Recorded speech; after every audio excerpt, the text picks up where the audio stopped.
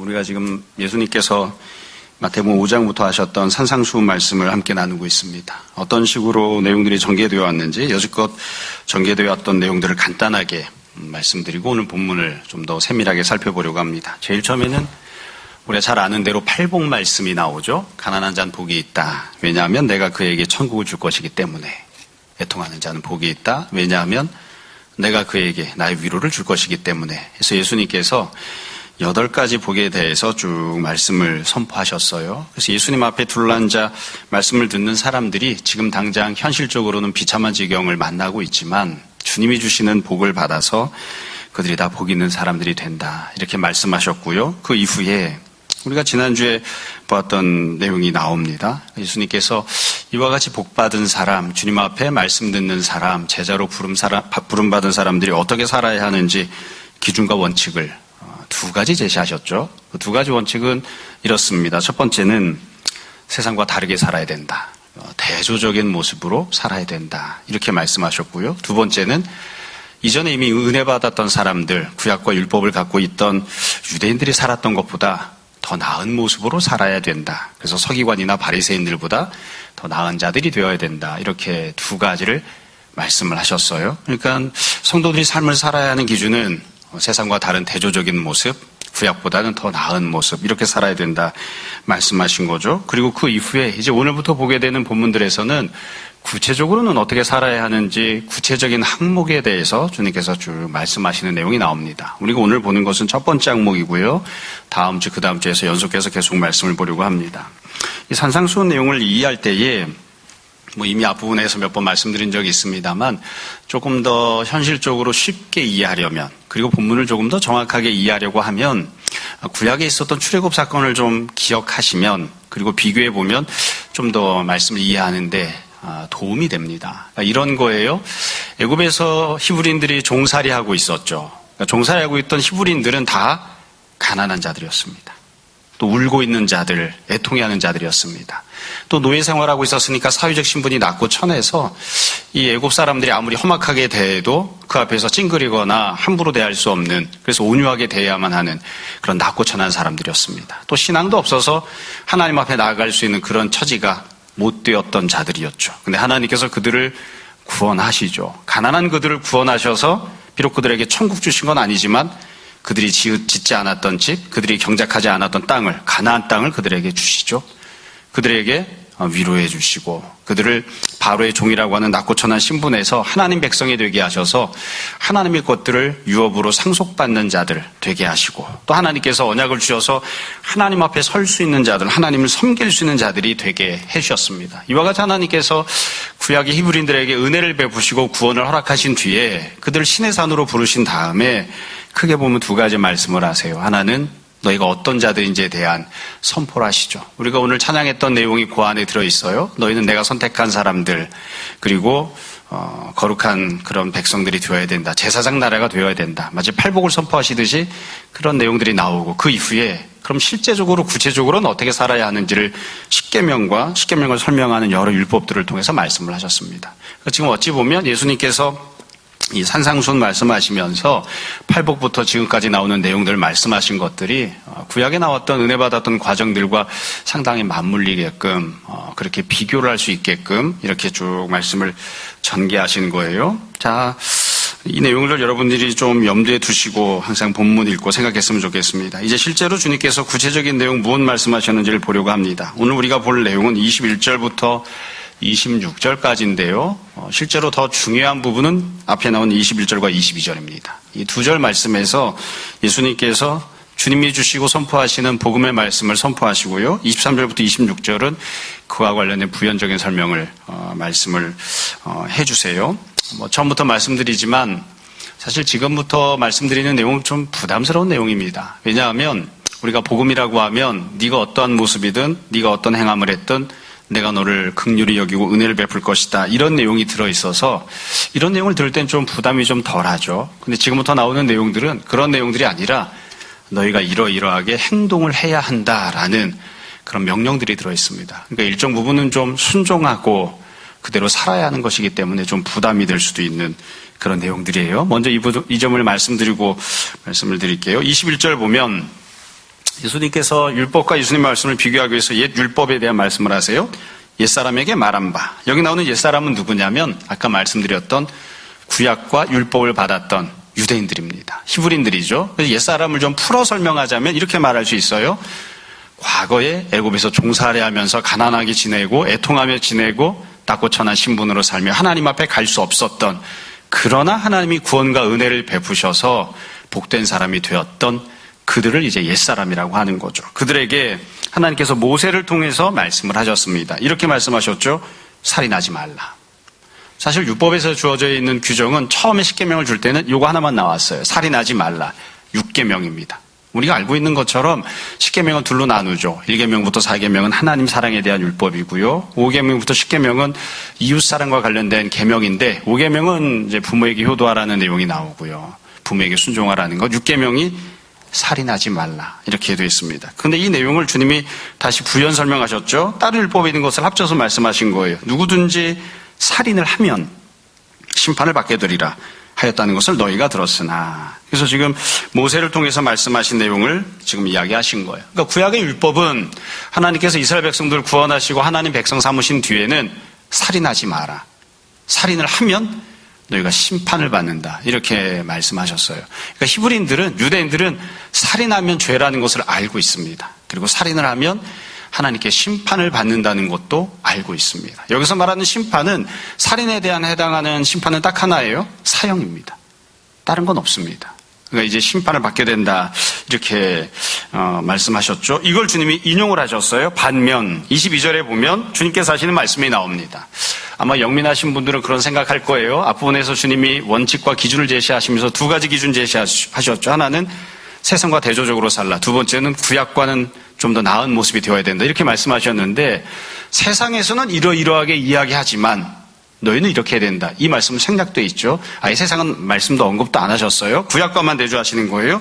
22절 이렇게 말씀하십니다. 나는 너희에게 이르노니. 제일 중요한 표현은 나는이라는 부분입니다. 지난주에도 말씀드렸지만 이 헬라어는 히브리어는 다 인칭대명사가 사용되면 강조 표현이에요. 여기서도 예수님이 나는이라고 하는 인칭대명사를 사용하셨어요. 그러니까 우리말을 좀 적절하게 번역하자면 바로 나는 너희에게 말한다. 이렇게 되어 있는 거죠. 그래서 누가 이 명령을 주셨는지가 중요합니다. 구약 때는 하나님께서 모세를 통해 말씀을 주셨지만 지금은 하나님이신 예수님께서 직접 말씀을 선포하시는 거예요. 여기서 너희에게 이르노니 하셨는데 너희는 누군가요?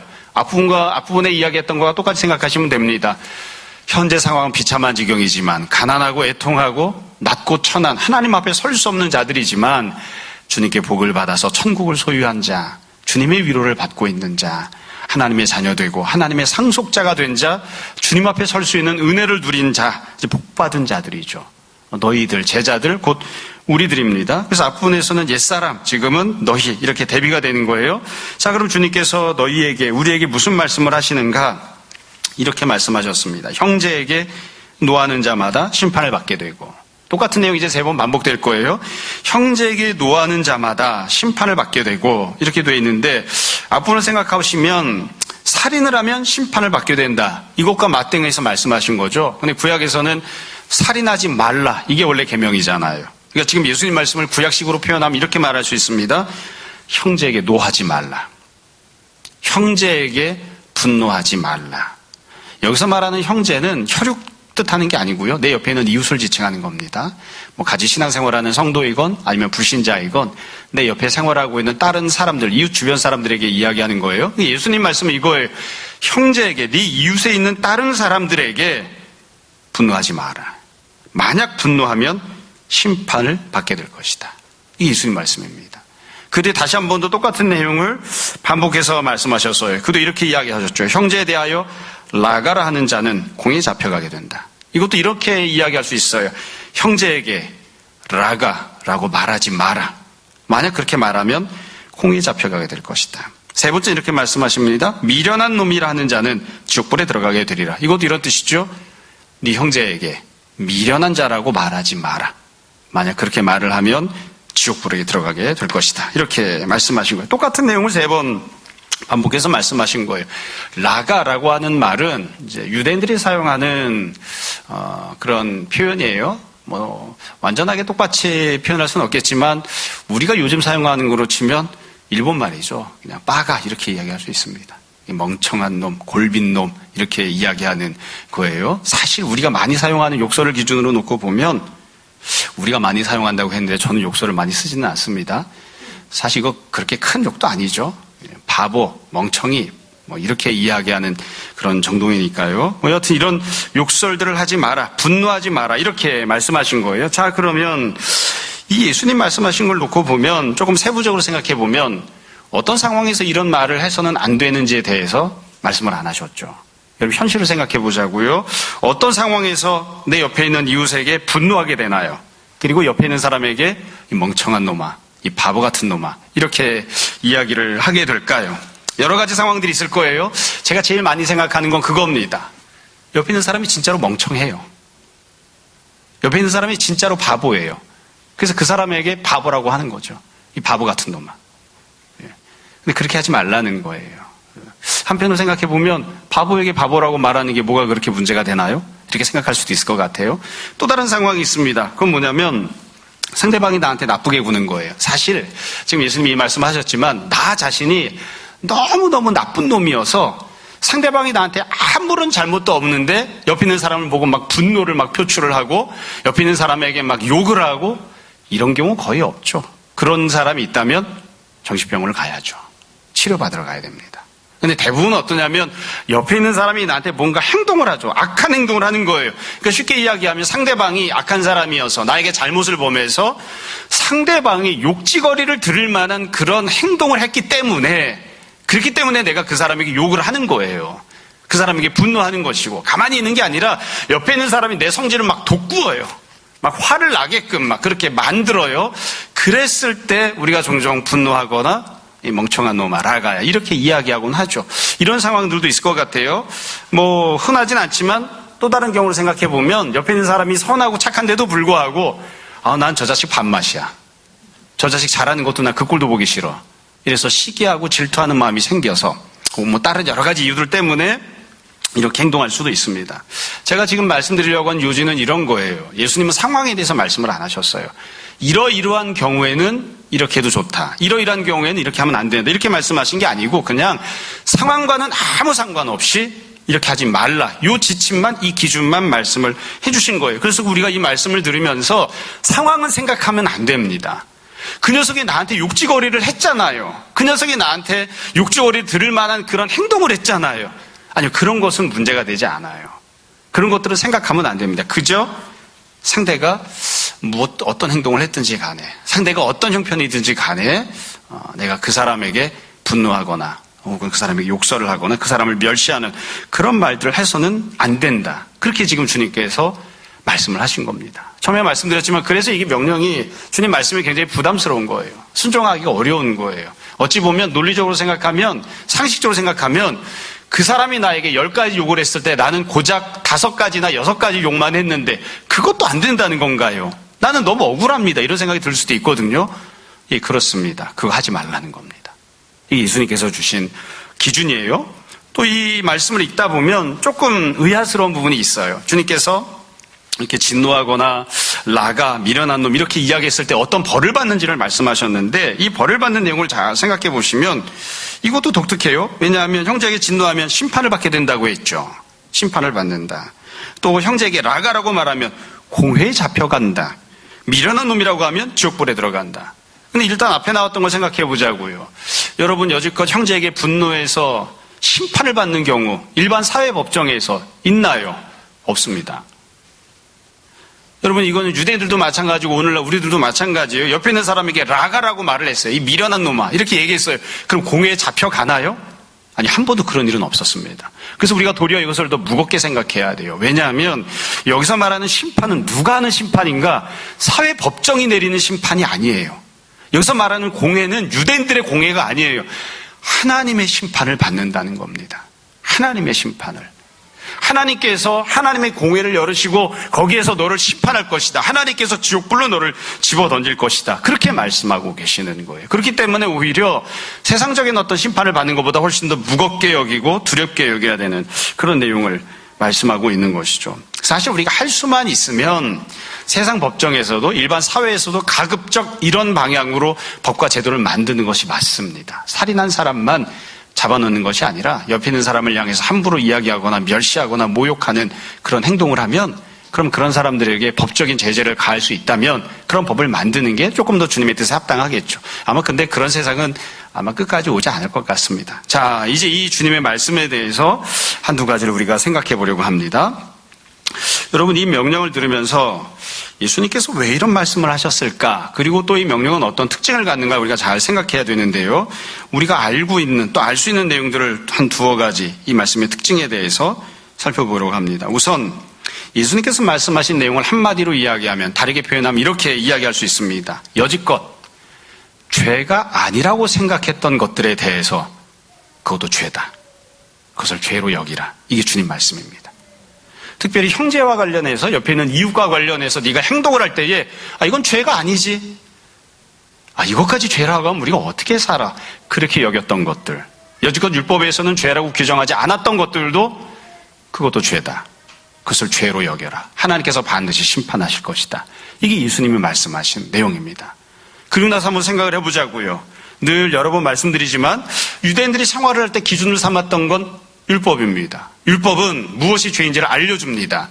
율법이 살인하지 말라 이야기했기 때문에 살인이 죄구나라는 것을 명확하게 알게 된 거예요. 그런데 불행하게도 율법은 모든 죄를 다 알려주진 않죠. 율법이 알려주는 건 다 죄예요. 죄를 죄로 알려주는 역할을 해요. 그러나 이 세상에 존재하는 모든 죄를 율법이 다 알려주느냐? 그건 아닙니다. 그러니까 율법에는 빵꾸가 나 있어요. 그것도 굉장히 큰 구멍이 나 있어서 율법만 지키면 되느냐? 아니에요. 율법이 알려준 죄는 안 범했을지 모르지만 율법이 죄라고 규정하지 않은 것들도 수많은 죄악들이 있거든요. 그 죄악들에 대해서 우리가 여전히 노출되어 있는 거예요. 뿐만 아니라 율법은 결과적으로 나타나는 가장 큰 죄만 죄라고 지적합니다. 무슨 말이냐면 이런 거예요. 누군가가 가령 살인을 할 때를 생각해 봅시다. 이거는 생각하는 것도 굉장히 불행한 일이긴 하지만 A라는 사람이 B라는 사람을 죽였어요. 살인을 했어요. 죽일 때 아무 느낌 없이, 아무 생각 없이, 아무 중간 과정 없이 갑자기 죽이나요? 그건 아니죠. 어떤 사람이 옆에 있는 사람을 제일 처음에는 어떤 마음을 가져야 되느냐? 미워하는 마음을 가져야 돼. 난 저 사람을 죽이고 싶어. 이런 마음이 가져야 돼요.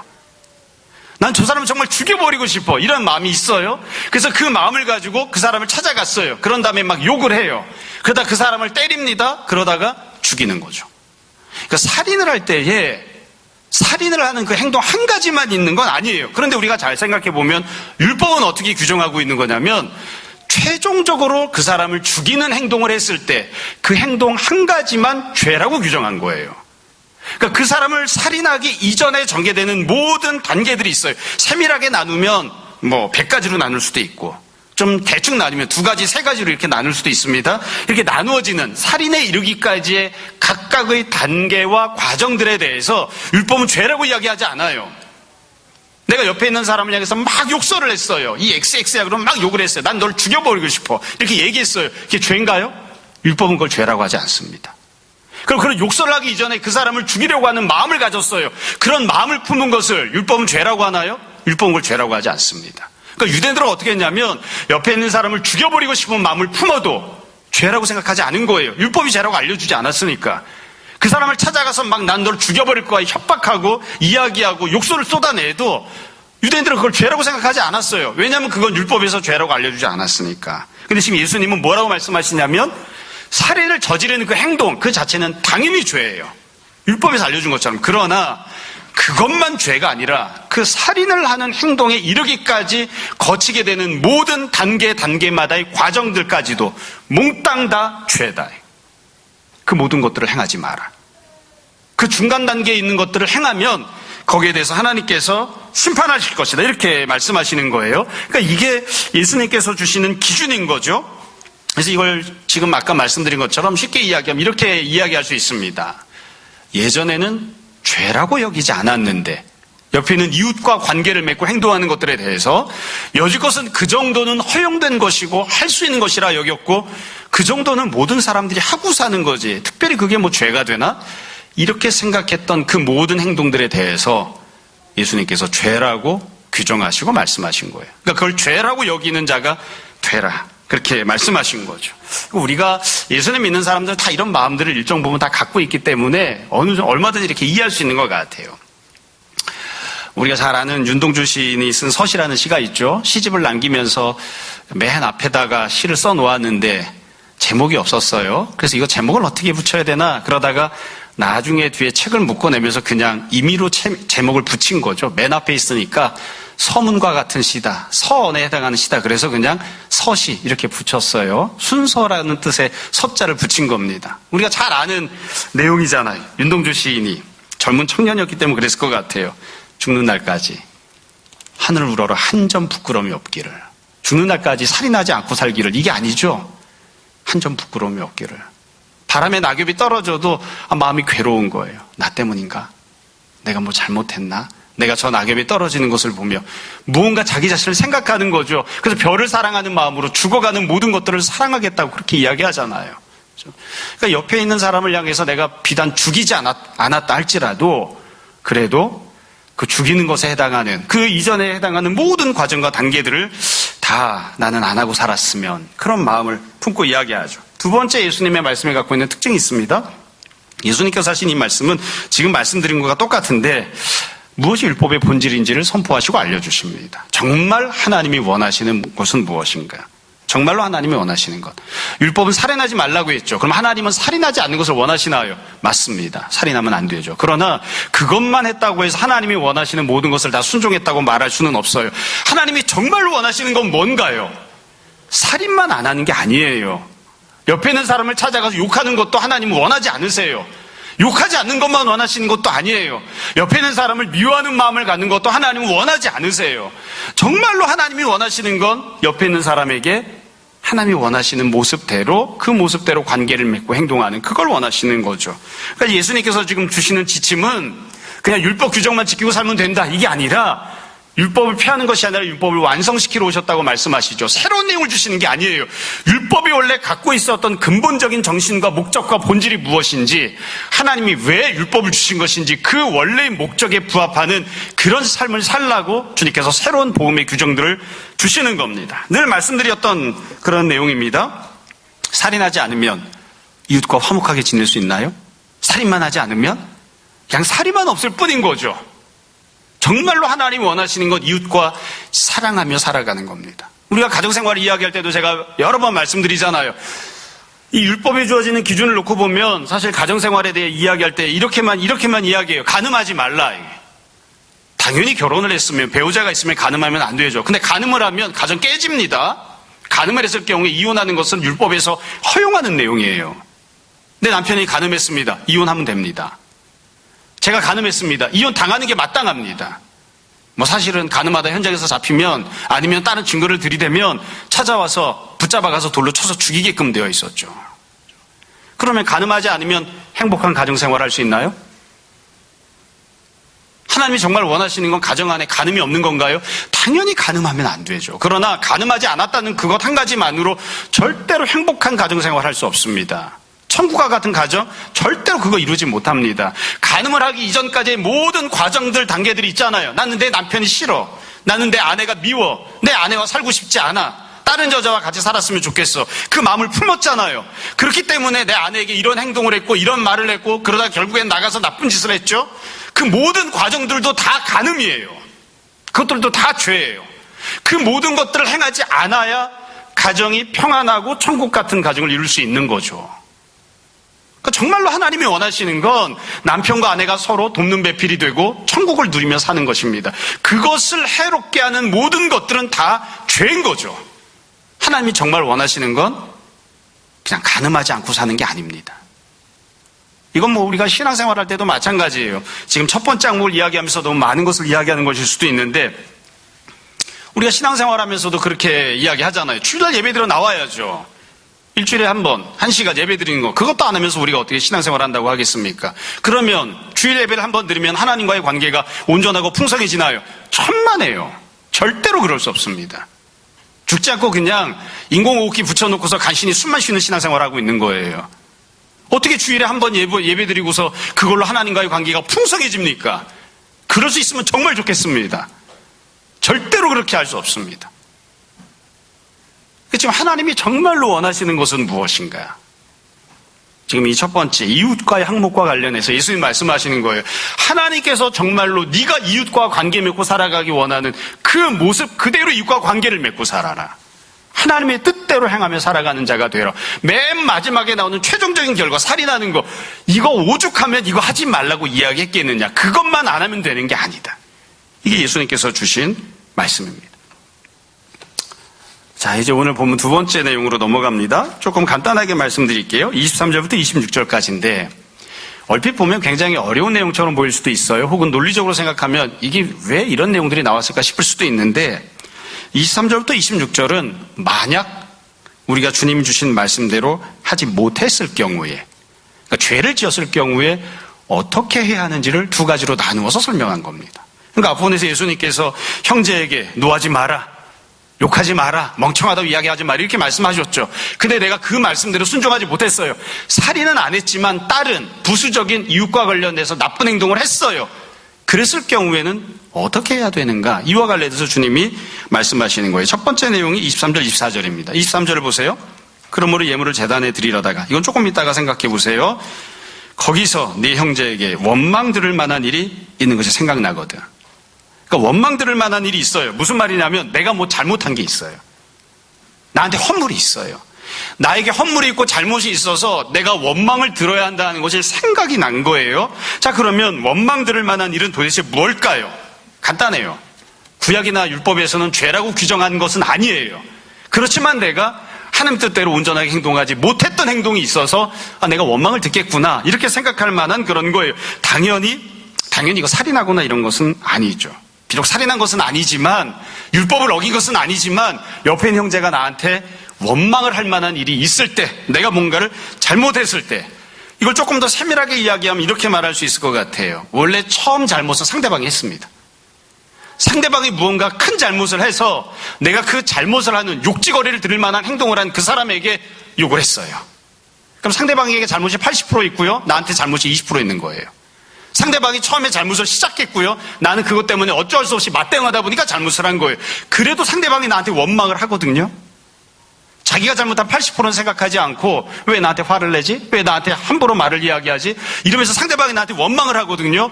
그런 일이 생각났을 때, 그런 일이 있을 때, 그러니까 지금 이야기하는 건 다시 말씀드리지만 내가 잘못을 처음 출발한 사람도 아니고요, 인간관계는 상호적이잖아요.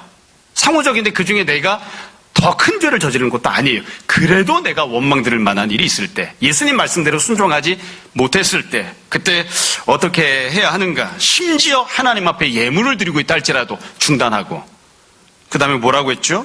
이렇게 돼 있어요. 24절 보세요. 예물을 제단 앞에 두고 먼저 가서, 찾아가서, 먼저 그 사람을 찾아가라는 거예요. 찾아가서 어떻게 하라고 하십니까? 형제와 화목하라. 그러니까 나에게 허물이 있을 때, 원망 들을 만한 일이 있을 때, 다시 말씀드려요. 원망 들을 만하다고 하는 것은 살인한 것도 아니고 율법을 어긴 것도 아니에요. 하지만 하나님 뜻에 합당하지는 못한 무언가를 한 거죠. 상대방이 먼저 죄를 지었어요. 상대방이 크게 잘못했어요. 하지만 나도 그 사람에게 성도답게 반응하진 못했던 거죠. 그랬을 경우에 네가 찾아가서 화목하라. 찾아가서 화목하라.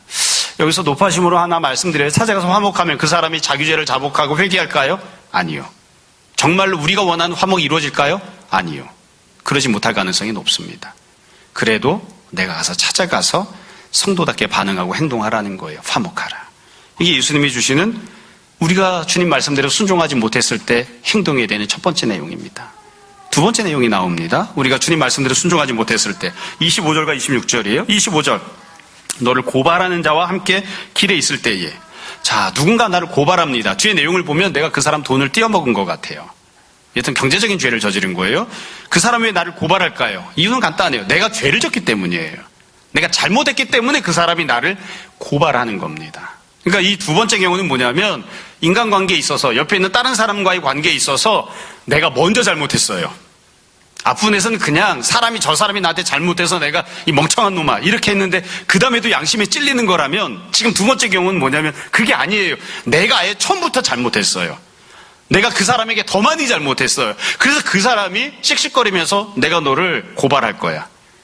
내가 너 재판 붙일 거야. 이러고서는 나한테 달려드는 그런 상황이 된 거예요. 내가 더 많이 잘못한, 내가 먼저 잘못한 그런 상황인 거예요. 그런 경우에는 어떻게 해야 되는가? 길바닥에 있을 때 급히 사과하라. 사과하라는 건 뭐냐면 원래 사건은, 상황은 재판에 가야 되는 상황이지만 그런 공식적인 과정을 거치지 않고 개인적으로 화목하라는 거예요. 개인적으로 가서 화목을 청하고 화해해라. 빨리 그것을 처리해라. 그러니까 사과라는 말도 앞에 나왔던 것과 똑같은 거죠. 화목하게 하는 자가 되라 이거예요. 화목하라. 여러분 여기 보면 길바닥에 있을 때 사과하라고 했는데 그 사람은 나한테 고발을 해왔으면 재판을 붙여서 그래서 경찰이 나를 찾아오면 그때는 사과가 안 됩니다. 그럼 여기서 사과라는 것도 마찬가지예요. 생각났죠? 내가 잘못했다는 게. 그럼 빨리 그 사람이 나를 고발하기 전에 먼저 찾아가서 그 사람에게 용서를 구하고 잘못을 구하고 이야기하고 그리고 나서는 어떻게든 화목하는 자가 되라. 그렇게 지금 예수님께서 말씀하세요. 그리고 나서 그 뒤에 보면 경고가 붙어 있죠. 만약에 그렇게 하지 않으면 고발하는 자가 재판관에게 넘기고 옥리에게 넘겨서 네가 다 갚을 때까지 감옥에 갇힐 것이다. 이렇게 이야기를 쭉 했는데 여러분 결국 여기서 주님 말씀하신 내용은 한 가지입니다. 화목하라는 겁니다. 네가 잘못한 부분이 있을 때 그것에 대해서 잘못했다 이야기하고 화목하는 자가 되라. 이렇게 이야기하는 거예요. 이 두 가지 내용을 잘 생각해 보시면 23절부터 26절 상대방이 먼저 크게 잘못했을 때 25절 26절 내가 먼저 크게 잘못했을 때 다 똑같아요. 어떻게 하라는 거예요? 화목하라는 겁니다. 그러니까 결국 예수님께서 말씀하시는 주변에 있는 이웃들과의 관계에 있어서 가장 중요한 포인트는 무엇이냐면 화목한 겁니다. 화목을 해치지 말라는 겁니다. 아까도 말씀드렸지만 내가 아무리 노력해도 화목이 이루어지지 않을 수도 있습니다. 그 사람이 마음을 고쳐먹지 않으면 그러면 화목해지지 않을 수도 있습니다. 그러나 나는 그 사람에게 찾아가서 어떻게든 화목하게 하기 위해서 해야 할 행동들을 하라는 거예요. 내가 조금 잘못했어도 그것을 용서를 구하고 많이 잘못했으면 당연히 용서를 구하는 그런 모습이 되게 하라는 거죠. 이 내용이 갖고 있는 또 다른 중요한 특징이 하나 있는데요. 뭐냐면 앞부분에서는 주님께서 죄를 지으면 심판을 받는다고 했는데 이 내용들은 심판받기 전에 이렇게 하라는 거죠. 그러니까 성도가 이웃과의 관계에 있어서 어떻게 살아야 되는가 화목해야 되고요. 그리고 만약에 그것을 범했을 경우에는 심판받는 게 아니라 심판받기 전에 이와 같이 먼저 찾아가서 회개하고 용서를 구해야 됩니다. 이게 성도가 취해야 되는 행동인 것이죠. 자, 이제 말씀을 정리하겠습니다. 이제 오늘이 첫 번째 내용이고 다음 주, 그 다음 주 계속해서 예수님께서 세부적인 내용들을 말씀하실 거예요. 오늘 주어진 내용은 구약율법 10계명 중에 6번째 살인하지 말라와 관련해서 주님께서는 도대체 성도는 어떻게 살아야 하는지에 대해서 세부적으로 말씀하신 내용입니다. 내 옆에 있는 사람에게, 내 이웃에게 어떻게 대해야 되고 어떻게 행동해야 되는가. 어찌 보면 한마디로 이야기하면 화목하게 지내라. 이게 주님께서 주시는 기준과 원칙이 아닌가 싶습니다. 화목을 깨면, 화평을 깨면, 그리고 그 화목과 화평을 깨는 일에 있어서 네가 무언가라도 조금이라도 관여한 부분이 있다면 네 부분에서 잘못한 것, 네가 용서를 구하고 그 사람에게 사죄하는 자가 되라. 그리고 그런 행동을 하지 말라. 이렇게 말씀하시는 거죠. 이 내용들이 주님께서 지난주에 말씀하신 것처럼 서기관보다 훨씬 더 나은 모습으로 살라는 겁니다. 난 율법을 지켰으니까, 살인하지 않았으니까 괜찮아. 아니, 그런 기준을 갖고 살면 안 된다. 성도는, 예수님 믿는 사람은, 복받은 사람은 그렇게 살면 안 된다. 비록 살인을 하지 않았어도 살인에 가기까지 거치게 되는 모든 과정들의 사소한 한 가지 행동이라도 네가 관여하고 했다면 그 모든 것들을 죄악으로 인정하고 그리고 그 모든 것들을 회개해야 된다. 그렇게 말씀하신 거예요. 여러분, 이 내용들을 보면서 중간중간 말씀드렸지만 우리가 이 말씀을 우리 스스로에게 순종하고 적용하려고 하면 문자 그대로 이것만 적용하면 되는 게 아닙니다. 우리 스스로 생각하면서 나는 분노한 적은 없는데요. 나는 욕은 하지 않았습니다. 이 두 가지만 안 하면 되는 건가요? 아닙니다. 주님께서 구체적으로 말씀하지 않았던 어떤 내용이라 할지라도 이웃을 향하여 하나님 뜻에 합당하지 않은 행동을 했다면, 그런 마음을 품었다면 그 모든 것들에 대해서 우리가 회개해야 됩니다. 그게 우리가 해야 되는 모습이에요. 마지막으로 한 가지만 말씀드리고 오늘 말씀 마무리하려고 합니다. 여러분, 언제나 그렇지만 이런 내용들을 쭉 이야기하면서 제일 중요한 건 실천하는 거거든요. 아마 우리 애들 엄마나 우리 애들은 뭐 특별히 생각하지 않았겠지만 제가 어제부터 오늘 아침까지 최소한 설교하러 단위에 올라올 때까지는 화를 내지 않고자 이 멍청한 자식아 이런 얘기를 안 하려고 부단히 노력하고 올라왔습니다. 제일 중요한 건 실천하는 겁니다. 회개하라는 말씀이 주어지면 제일 중요한 건 뭔가요?